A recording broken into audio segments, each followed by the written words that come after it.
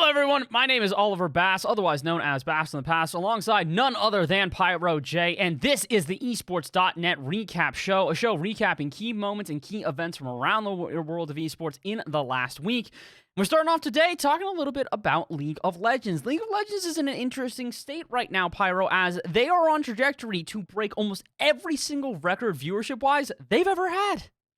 Yeah, Worlds 2022 is coming up, right? So the anticipation is really high. You have some recent events like Champions Korea, which was like having over 1 million concurrent viewers. Just recently, this summer split of LCS going about over 200,000. And you take into account these recent events, Bass, of these viewership records that are being broken. You take into account other things as well, like the branding, the new show Arcane, the smaller regions gaining more popularity and records boosting from people being really interested in esports from all types of countries.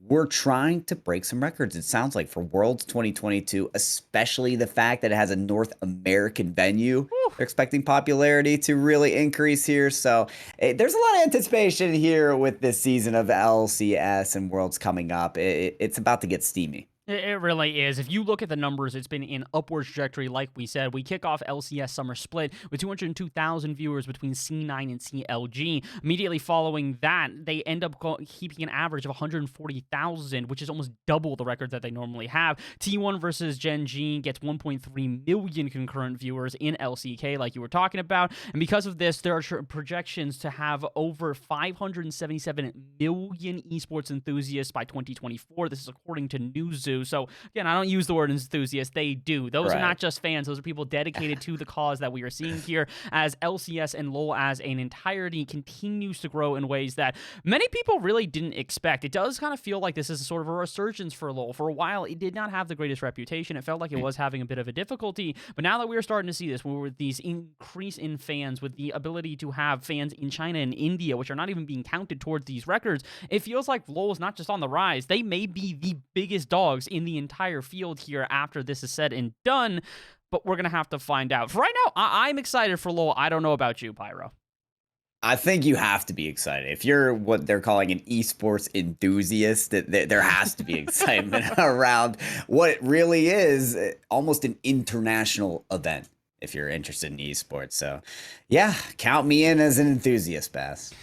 I think we'll count both of ourselves as enthusiasts for this one, but it's not the only thing that we are enthusiastic for right now. We're also excited because Sony has debuted that they are picking up a mobile game team, and in addition to that, expanding into a mobile division as a whole. As of recently, Sony has created a mobile division of their studio, acquiring Savage Game Studios as their main component to create said studio as a whole. Savage Studios have worked with many people in the past, including Insomniac Games, Wargaming, Supercell, Zynga, and Rovio. So this is a big venture for them, but the one thing that has us a little bit tentative here, Pyro, is the fact that this studio has not released a game yet.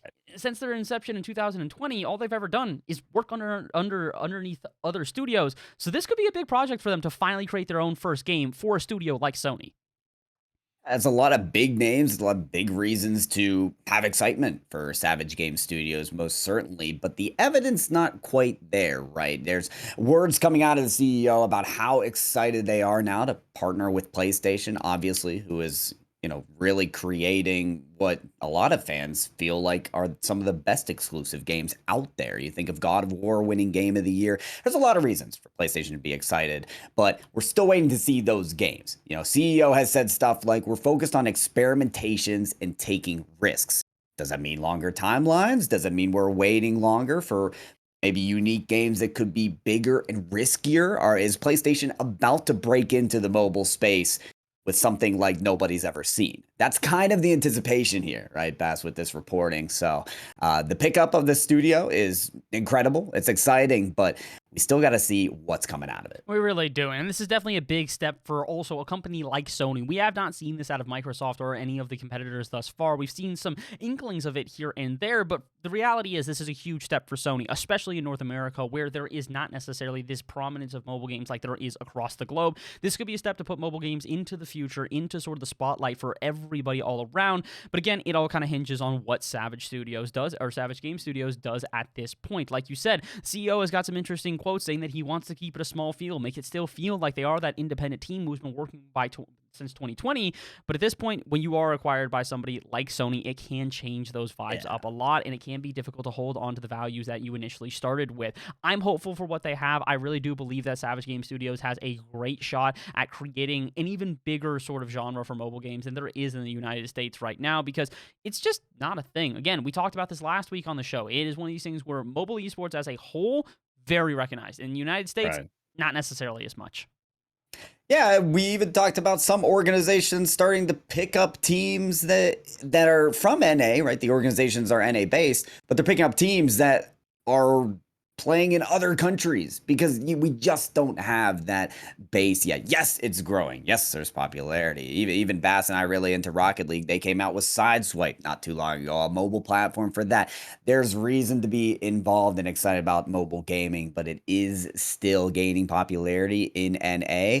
But this pickup, this Savage Game Studios, it's another reason for that popularity to increase. It really is. And as the article on esports.net, which you guys should go and check out here, says, this acquisition with Savage Game Studios should herald a new era for mobile gaming if all goes to plan. But we'll have to sit around and find out if it all does go to plan, because that is all we have for today's show, everyone. I hope you guys enjoyed it, and stay tuned for more content next week. My name is Oliver Bass, alongside none other than Pyro J, and have a great rest of your week. We'll see you guys next time.